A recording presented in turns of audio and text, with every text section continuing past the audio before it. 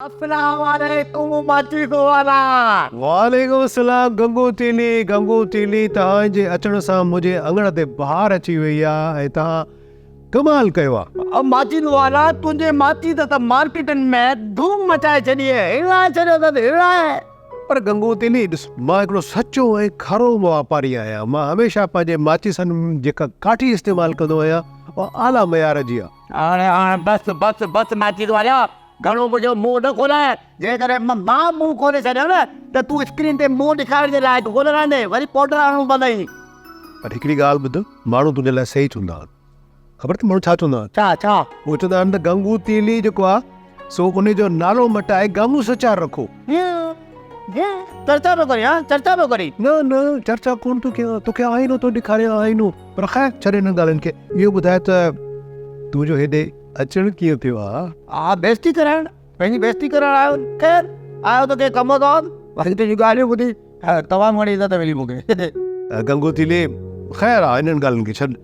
पाण पुराणा यार आहियूं, ठीकु आहे न? पाण पुराणा यार आहियूं ऐं ॾुख सुख में शरीक रहंदा आहियूं। को मसइलो न आहे, तोखे त ख़बर आहे मूंखे 2 औलाद आहिनि, जंहिंमें हिकिड़ो पुटु आहे, उहो मुंहिंजो कारोबार संभालींदो आहे, ऐं मुंहिंजी न्याणी मेडिकल बि पढ़े।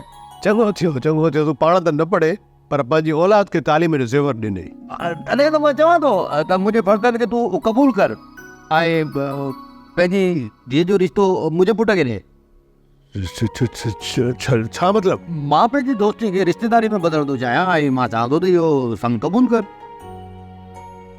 पर गंगू तीली तोखे त ख़बर आहे त मुंहिंजी त हिकिड़ी धीअ आहे ऐं मुंहिंजो ॾाढो ख़्यालु कंदी आहे। मुंहिंजी दवाऊं, मुंहिंजा कपिड़ा, मुंहिंजी हर शइ जो उहो ख़्यालु रखंदी आहे। जेकॾहिं मां हुनजी शादी कराई उहो त हली वेंदी, त पोइ इहो सभु कमु जेको आहे सो केरु कंदो?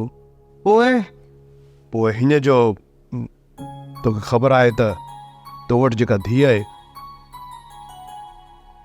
तूं उहा मूंसां हुनजी लाऊं लड़ाए ऐं मां पंहिंजी धीअ तुंहिंजे पुट खे ॾींदुसि। तुंहिंजे पुट जो घर बि आबाद ऐं मुंहिंजो बि ख़्यालु रखण वारी अची वेंदी। अरे माचिस वाला यार, मूं सम्झो में ॿुधो में, पर अॼु मूंखे वाकई यकीन थिए यार, तूं त यार कमाल यार, तमामु घटिया क़िस्म जो इंसान है यार, तमामु शैतान क़िस्म जो इंसान है यार। तूं पंहिंजो बूथ ॾिठो आहे? कॾहिं गौर सां बूथ ॾिठो अथई? तुंहिंजो बूथ इहो आहे, तूं वञी के मासी सां शादी कर जेकी तुंहिंजी औकात है। Listen to me, what about you? Get out from your house. मूं चई छॾियो, सम्झ जा वञे थो। इहो कहिड़ा घटिया इंसान आहिनि? मूंखां मुंहिंजी छोकिरीअ जो संग वठे थो, पंहिंजी छोकिरीअ जो संग मूंखे नथो ॾे। हे कहिड़ा माण्हू आहिनि यार? इन थींदो आहे छा? प्रोग्राम शतरंज जा तमामु एपिसोड्स ॾिसो हाणे HD क्वालिटीअ में। विज़िट करियो असांजो YouTube channel Sindh TV HD drama.